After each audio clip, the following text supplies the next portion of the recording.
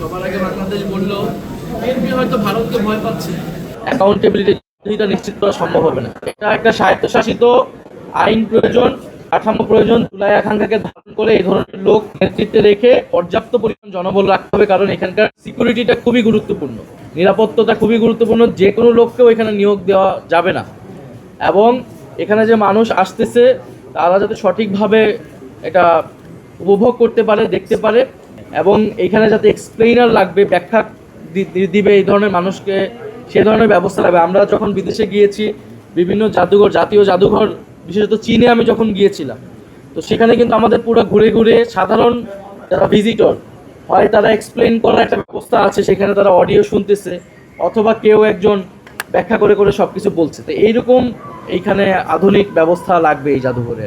BNP হয়তো ভারতকে ভয় পাচ্ছে, তারা সবার আগে বাংলাদেশ বলল, আমরা দেখছি যদি ভয় না পেত তাহলে এটা তো আমাদের ইতিহাসের অংশ এবং এটা তো ভারত করেছে, যেটা ইতিহাসের অংশ সেটা কেন থাকবে না।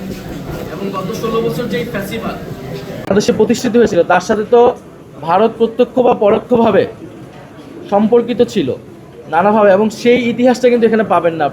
আপনার পুরো জাদুঘর করলে মনে হবে না যে এখানে যে এটা যে শুধু দেশীয় ফ্যাসিবাদ না, এটার সাথে যে বৈদেশিক শক্তি জড়িত ছিল, বিশেষত ভারত, এখানে নানাভাবে সেই ইতিহাসটা আসলে এটার প্রথম সবচেয়ে প্রত্যক্ষ করি আমরা বর্ডারে। আসলে সীমান্ত হত্যা, যদিও 71-এর পর থেকে সীমান্ত হত্যা শুরু হয়েছে, বিডিআর হত্যাকাণ্ড, ফেলানি হত্যাকাণ্ড, এটা 16 বছর ইতিহাসের বাইরে হইলেও বিগত 16 বছরে যে ভারতীয় আগ্রাসন এদেশে ছিল, এই মোদি বিরোধী আন্দোলন, এই বিষয়গুলোকে আসলে মানে সরিয়ে দেওয়া হয়েছে। হয়তো সরিয়ে দিয়ে মনে করতেছে এই সরকার ভারতের সাথে সম্পর্ক তারা ভালো রাখতে পারবে, কিন্তু ভারতের সাথে তো আমাদের সম্পর্ক ভালো বা মন্দের বিষয় না, সম্পর্কটা হওয়া উচিত মর্যাদাপূর্ণ।